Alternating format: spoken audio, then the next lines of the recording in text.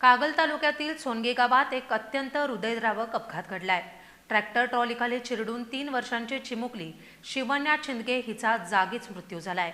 ही दुर्घटना गुरुवारी दुपारी घडली असून गावात शोककळा पसरली आहे। सोनगे गावातील घोरपडे गल्लीत गुरुवारी दुपारी घडलेल्या एका दुर्दैवी अपघातात अवघ्या 3 वर्षांची शिवन्या विजय छिंदगे हिचा जागीच मृत्यू झाला।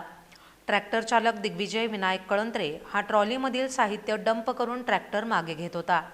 तेव्हाच खेळत असलेली शिवन्या ट्रॉलीच्या मागच्या चाकाखाली आली आणि ती गंभीर जखमी झाली।